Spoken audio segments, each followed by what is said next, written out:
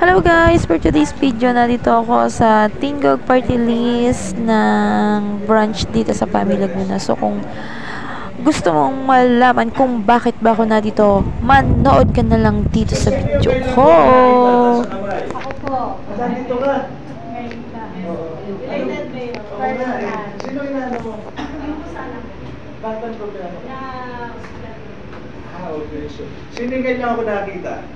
Okay, anyway, salamat sa inyo dahil kahit hindi nyo ako kilala, hindi kayo nagdalawa isip na humingi ng tulong sa amin. Ano po? So, sa hindi nakakilala sa akin, pangalan ko Vincent Soriano.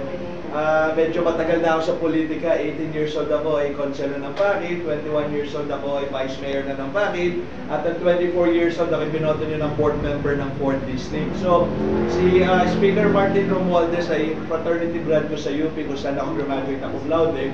At binibigyan kami ng maraming pondo sa bayan ng Pakit. Kaya lamang po, ay pag sa Pakit binagsak lahat ng pondo, hindi ako makakatulong sa mga taga-ibang bayan. Kaya, kasi pagdating sa Pakit, pag sa Pakit yun as mayor, ang pwede ko lang matulungan ay ang mga taga-Pakit. So, ang ginawa po namin, nagtayo kami ng 4 na opisina itong Tingog Center. So, para paliwanag ko lang po, itong Tingog Center dito sa PAMI, ang tinutulungan nito ay ang PAMI, Siniluan, Pamintak at Santa Maria.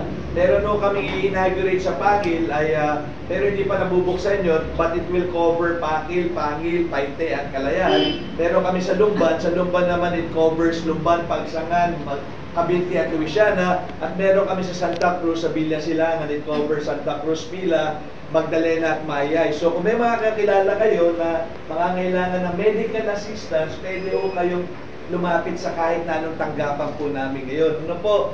Kasi kayo nung tinayo namin yung offices na ito, pwede na kami makatulong sa mga taga-ibang bayan. Pero siyempre, kahit ang mga taga-Pakil ay pwede rin, kagaya nyo, pwede rin humingi ng tulong dito sa Tingog Center. Kaya i-distribute namin yung aming mga pondo na pwede itulong sa mga taga-ibang bayan. Ano po?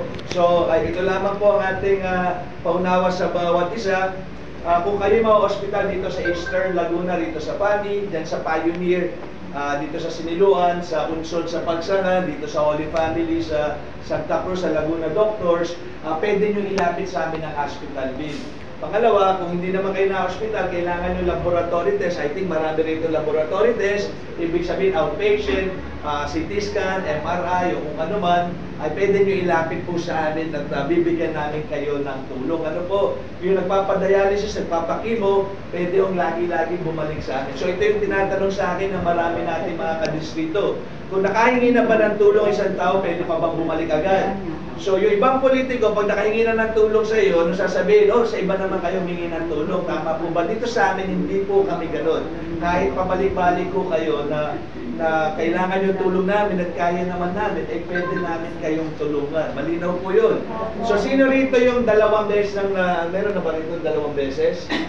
Ito, 2 beses ka na nangingi ng tulong. So, yun yung patunay na pwede ko kayong bumalik sa amin agad. Halimbawa, ito ay nabigyan ko ng dialysis. Every 3 months, yung mga nagpapadialysis, pwede humingi sa amin ng tulong. Tapos biglang na-hospital siya, iba pa yung tulong namin sa hospital bill. Tapos nakalabas na siya ng hospital, biglang kinakailangan ulit bumalik para sa, halimbawa, laboratory test, titignan kung ayos na ba talaga ang kanyang kalalagayan, iba pa rin yung tulong na ibibigay namin sa laboratory test. May tanong po kayo doon. So malinaw po yun kahit bumalik po kayo sa amin, walang problema. Yung iba ang problema na ibang politiko ay wala sila masyadong pondo. Pero tayo, hindi natin problema ang pondo. Ang problema ko, paano ubusin ang pondo yan. Malinaw po ba yun? Kaya kami ay confident na magbigay kami ng tulong. Yung iba kung magbigay ng tulong, 2,000, 3,000. Pero kami, as much as possible, depende sa bracket, nagbibigay kami 10,000, 15,000, 20,000, 30,000. Wala akong problema sa amin doon. Pero lang po tayong bracket na iniaapon sa amin. Ano po? So may tanong kayo doon. So ito pa yung isang tinatanong sa amin. Yung ibang mga politiko, pag Sabado at Linggo, sarado na kanilang tanggapan, din nyo na sila makita. Pero kami rito, kahit Sabado at Linggo, bukas po itong ating tanggapan. So alam nyo naman yan, sino yung nagkakapunta rito ng Sabado at Linggo, ay talagang mararamdaman nyo na yung malasakit sa inyong mga nangangailangan. Kasi hindi natin alam kung kailan kayo ma-hospital, hindi nyo alam kung kailan kayo magkakaroon ng emergency. Kaya kahit Sabado at Linggo, sarado lahat ng munisipyo, ay pwede kayo humingi ng tulong sa amin. May tanong po kayo doon.